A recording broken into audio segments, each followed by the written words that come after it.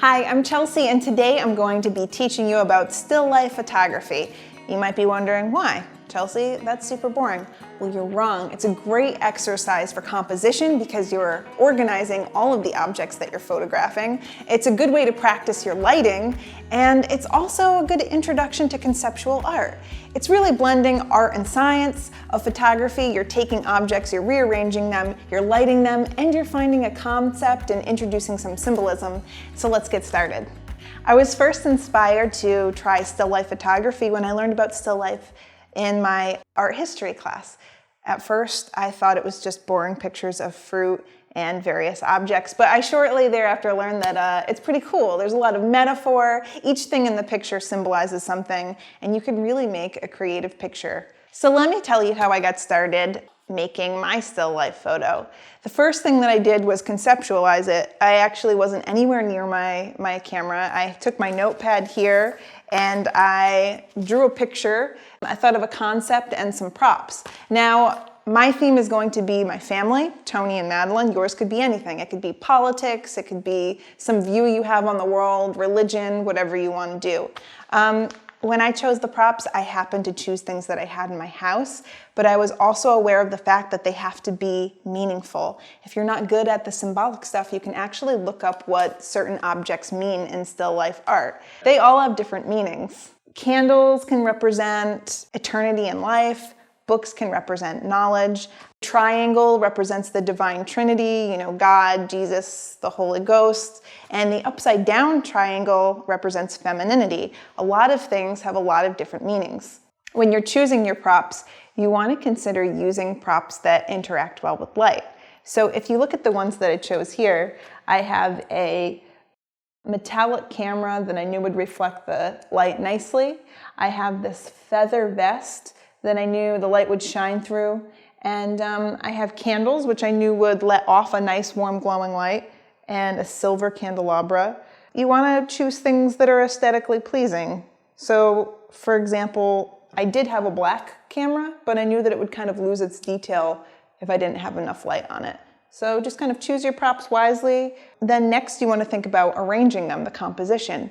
So when you're thinking about the composition, you want to use the rule of thirds and the rule of space. In this example, I used the rule of space. If I put this flower on this side, it'd kind of be going off the frame.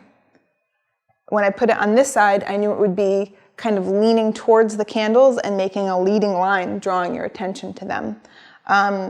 Another example of the composition is the way I stack the books. I kind of staggered them and put the camera on them. I knew that if I put the camera here, it would make too many places for the eyes to focus and maybe feel a little bit unbalanced.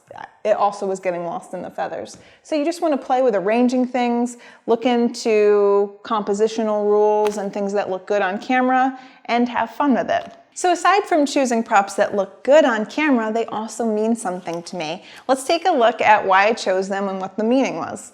So as I said, my theme is family. So I chose this metronome to symbolize Tony. He's constant, he's stable, and he's always reliable, and also it's a really good looking prop. This fuzzy feather vest that I chose, aside from looking good, it reminded me of my daughter. Feathers in still life art represent hope. And my daughter's just a little ray of light, and she's always sunny and bright and has this ethereal little personality about her. So I thought that those would represent her well. I chose the camera to represent me because I'm always looking and observing and appreciating my family and capturing all of the moments. There are some books here that they mean something to the family personally. And this candelabra has 3 arms for me, Tony, and our daughter. If you look at this candle, it actually has my wedding ring on it, just a little detail. And I also chose this fern because they grow in darkness, and I thought that that was nice symbolism. A lot of things grow, relationships especially when you face some adversity, and I thought that was a nice little touch. And the last prop that I wanted to use is this fur coat. Not a coat I actually use, but it was my grandmother's, and she instilled a lot of family values in me, so it was important and I wanted it to be a part of the shot. The last element of your picture that you'll want to consider is the light. I have a studio, so I happen to use studio lighting, but if you don't, that's okay. My lighting is a 2-light setup. I have this light here that's illuminating the background, and another light that using side lighting is illuminating my subjects. You can use natural light and put everything in front of a window and have some side lighting. I didn't want to use a lot of lights and a lot of front lighting because I knew that it would kind of wash out the picture and also take the dimension out of it. So in a portrait, side lighting might not be flattering, but in this case, it's going to add a lot of dimension and shadows, and that's kind of what I was going for. You're not getting the full effect of the lighting here because I have lights on for this video, but as you can see from the picture, I only use the background lighting and the side lighting to illuminate the scene, and it really is moody and beautiful. So that's pretty much it. I conceptualized my picture, I found props and their meaning, and I arranged them, and then I lit them and took a picture. It's really easy, it's fun, you can be as creative as you want, and it's a really good practice for a lot of different theories in photography. Thank you.